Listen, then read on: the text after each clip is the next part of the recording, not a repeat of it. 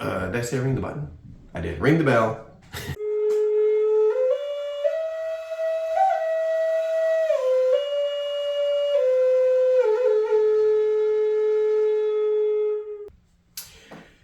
Dr. Moore with Uncivilized Vitality, and this is going to be a quick video. I always say that, it's never quick. Do my best. About first aid and trauma care, especially back in the woods or day-to-day when you're out hiking and don't have access to like a full medical kit or emergency care services.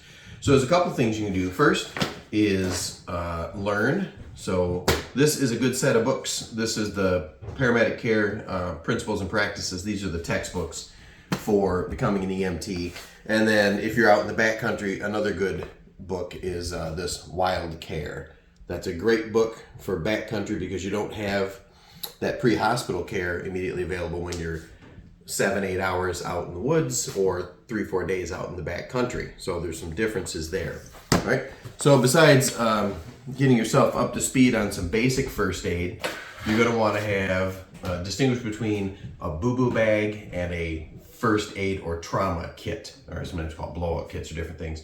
When we go on UV events, we have a full trauma bag, great big bag that stays in the vehicle, or larger groups goes to camp with us. And then every 3 people we have one of these little trauma kits with us. Okay? So all the guides have that. And in there you've got the basics of trauma kit. I have a little rescue card for people to follow up if they're not quite sure of how to do it.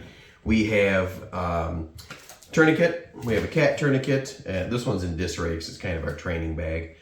Cat tourniquet, and then we have a rat tourniquet, which is not TCCC compliant, but it's handy for other things and as a backup tourniquet. Usually we have 2 in there. We have a nasopharyngeal airway. We have a pressure bandage. We have battle wrap, which takes place of tape so you can wrap a wound. We have some packing gauze. We have some hemostatic agent. Right? We have chest seal for penetrating wounds. We have a couple of Mylar blankets to prevent hypothermia. We have trauma shears in the kits. Obviously they're more organized than I'm doing now. And then we have a couple other things. We've got a small Sharpie marker. We have a light so you can see what you're doing because not all trauma happens in broad daylight. We have a glow stick for either seeing by or for signaling. We also have a EG25 micro smoke for signaling. We have a signal whistle.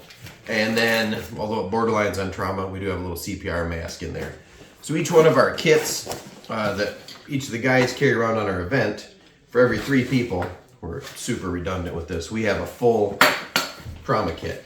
And you can see, even though that's the bare minimum for following the March algorithms for trauma, that's a big thing to be carrying around every day.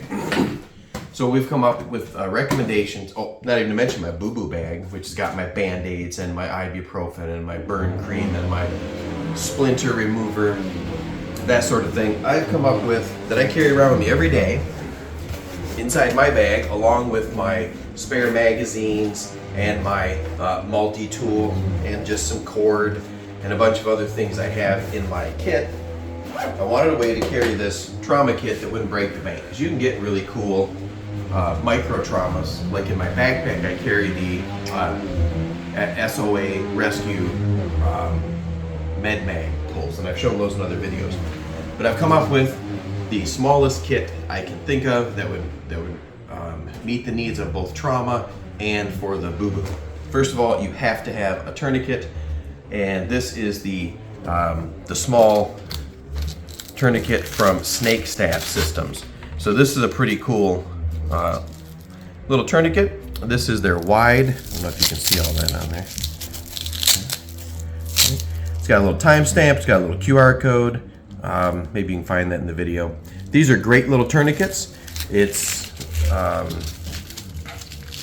works the same as any other basic tourniquet, except you do have to thread that through. It doesn't have the little release like a TMT or a cat tourniquet. So I have a tourniquet in there. That's the first. I build my trauma kit around that because massive hemorrhage is, of course, the first thing to deal with.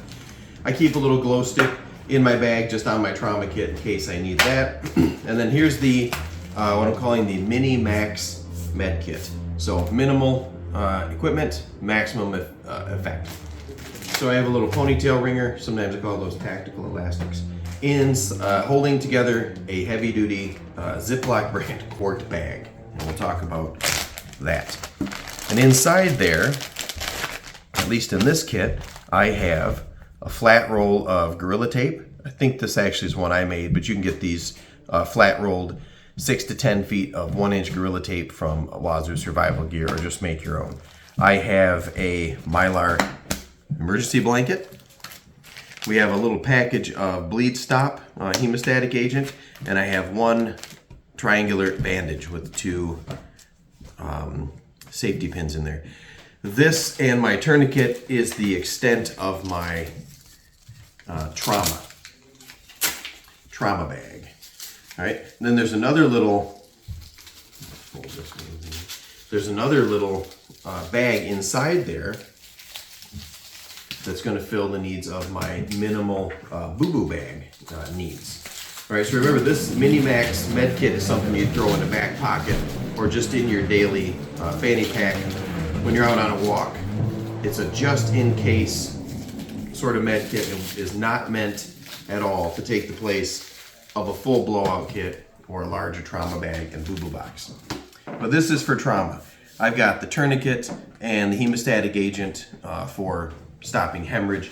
I can use the triangle bandage as packing gauze if I had to, or to pressure bind a wound. Combine that with the tape, I can deal with smaller wounds. I've got the Mylar blanket that I could use to prevent hypothermia. Right? So is it ideal? No. One of the things we're missing, of course, is going to be chest seals, but this quart-sized bag, which splits easily down the side, and you can rip that. Now you've got the 2 panels with the tape. You've got a very, very crude entry-exit wound chest seal. Is it as good as a hyphen chest seal that's pre-made? Absolutely not. And you could probably get a small hyphen and fold it up in here, but I found that once I start doing that, just one more thing, I end up right back at the minimum bag. So remember, this is kind of a crude, these emergencies are never going to happen, but if they did, you could make your best with this. This little part's the boo-boo part, okay? Again, minimal boo-boos, to which I put in 2 iodine prep pads, which could also be used for maybe water purification, a drop at a time. 2 alcohol pads. These are both for cleaning wounds, disinfecting wounds, or maybe used as fire starters. I have 2 little single-serve antibiotic ointments. Right? These are for tending for small wounds and cuts. And I have 3 bandages. And for this, I loaded in the H patterned knuckle bandage because I saw someone online, a medic who I really respect, said this is the best all-purpose bandage. Can you use it for knuckles as a flat cover or just as a standard bandage?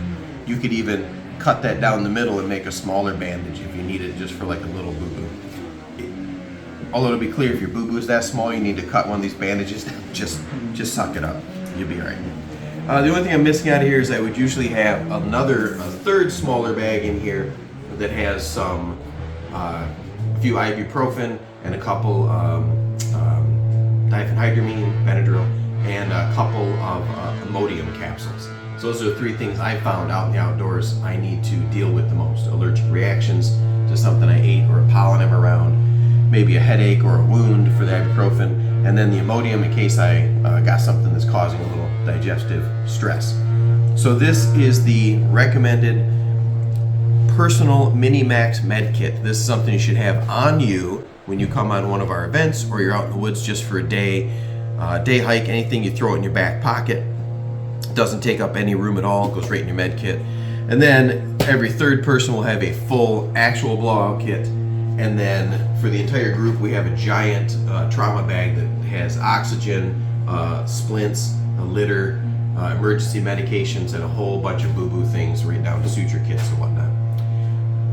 We are missing an NPA, maybe a decompression needle, but that would be beyond the limits of this kit. So this is our Mini-Max med kit recommendation for Uncivilized Vitality. So leave some comments below. What do you carry in your daily personal medical kit? What's in your boo-boo bag or your trauma kit, right? Leave those comments below. And then Rendell wants me to start saying, reminding you to ring the notification bell. I think she said ring it. You're not supposed to smash it like a like button, but you are supposed to ring it or do something else with it. So comment what's in your med kit. Leave some comments about that, or maybe some trollish like commentary on mine.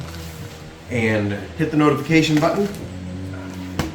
Get yourself a kit. You can order these, I think, on our Etsy store, or pick them up at a meeting. Just the cost of components, or you can make one yourself. And then this is the minimum that I have with me every day. And then of course I have trauma bags and boo-boo kits everywhere. The Jeeps, the clinic, my backpack, my office at the university, everywhere. So that's it.